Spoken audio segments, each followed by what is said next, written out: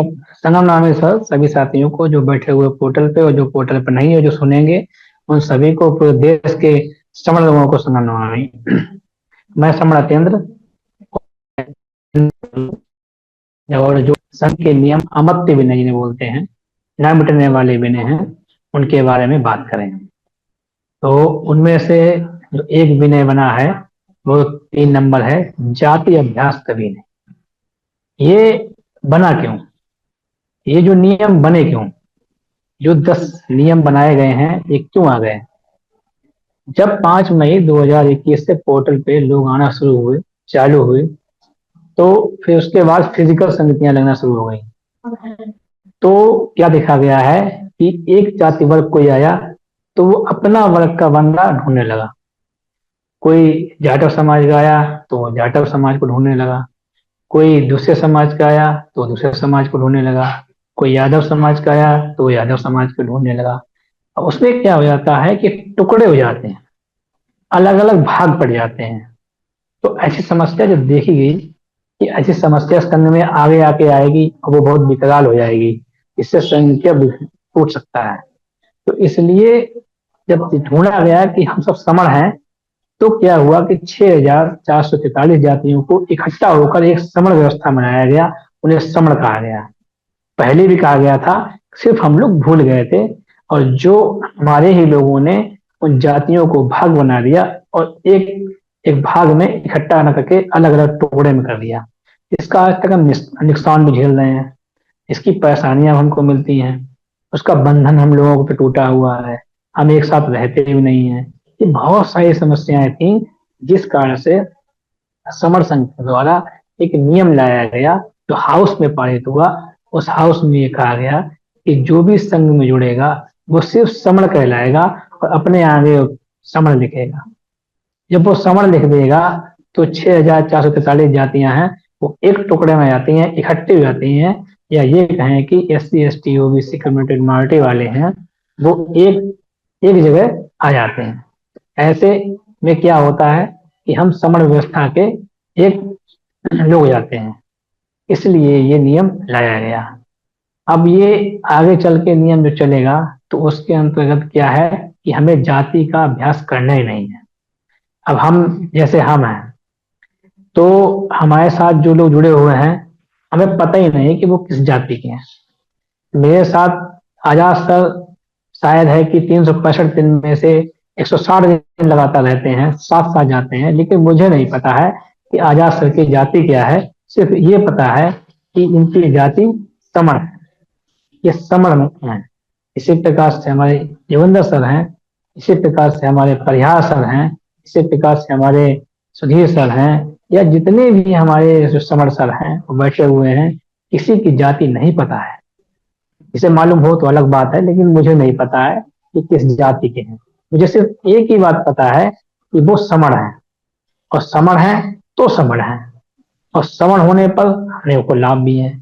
अगर हम 6,443 टुकड़ों में रहेंगे तो हानि हानि है, क्योंकि हजारों साल से अभी हानि हो रहे हैं, हानि हुई है, मारे गए, पीटे गए, कूटे गए। क्यों कूटे गए? क्योंकि हम जातियों में बटे हुए थे, वर्गों में हटे हुए थे, इसलिए हम मारे पीटे गए हैं। अब क्या है कि समण व्यवस्था आ गई है और जाति का अभ्यास करना बंद कर दिया गया है। यहाँ संघ में जो भी आता है उसको ये नियम बताए जाते हैं कि मैं समण हूँ। 10 नियम है, 10 नियम बताए जाते हैं, पढ़ाए जाते हैं, उसकी ट्रेनिंग भी होती है, लेकिन जो जाति का है वो बताया जाता है कि हमें जाति का अभ्यास नहीं करना। कारण क्या है? जाति जो होती है वो पुराने समय में जाएंगे और आप जैसे इंडिका पुस्तक है या भारत की खोज है, ऐसी पुस्तकें जब पढ़ेंगे तो उसमें आपको पढ़ने को मिलेगा कि जाति जो थी वो काम के माध्यम से थी। कि हम जैसे मान लीजिए हम किसी इंजीनियर हैं तो इंजीनियर मतलब एक जाति हो गई थी। जैसे हम डॉक्टर हैं तो डॉक्टर एक जाति होती थी।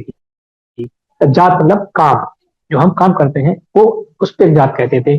ना कि हम जो वर्ग में बांटे गए हैं, ऊपर जाति, नीचे जाति, तेरी जाति, छोटी जाति, बड़ी जाति, टेढ़ी जाति, ये सब नहीं था उस समय। लेकिन क्या है कि हमारे लोगों ने ही इसको बढ़ावा दिया, किसी और ने व्यक्ति नहीं लेके आया। हमारे बाबा साहब डॉक्टर भीमराव अम्बेडकर ने बहुत प्रयास किया, बहुत उन्होंने पूरा असेंबली में हर जगह उसको प्रस्ताव रखा कि हमें समण कहा जाए, ताकि हमको जातियों में बांटा जाए। उन्होंने यहाँ तक लेके आए कि जब नहीं माने, जब वहां पर लोगों ने धरना दे दिया कि नहीं जाति रहनी चाहिए, तो बाबा साहब ने संविधान के अंदर ये चीज लेके आए कि हम SC ST OBC community minority वाले लिए लिखे जाएंगे।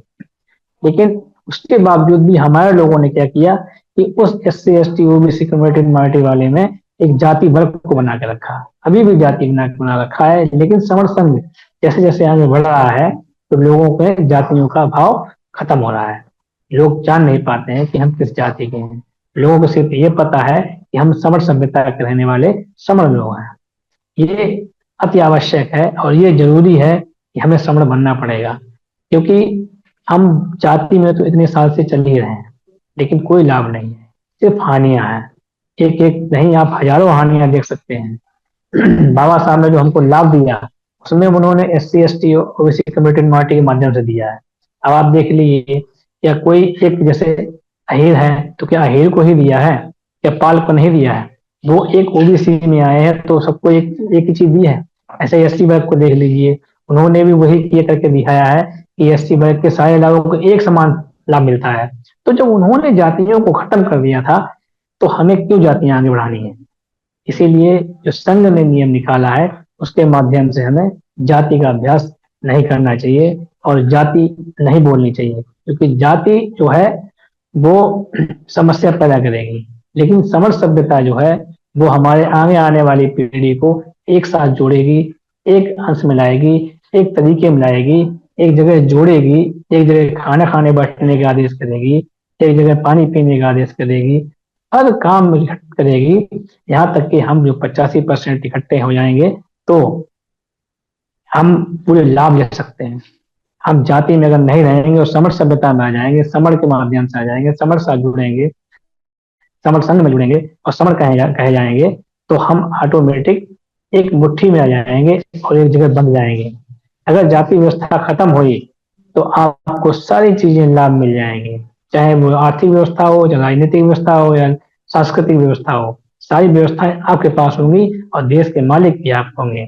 एक भी नियम जो बनाया गया है, यहाँ पर जितने भी नियम बनाए गए हैं, हर नियम में एक एक कूट कूट के भरी हुई चिंगारियां, एक ऐसा रस है जिसको आप पीते ही अमृत पान कहलाएंगे।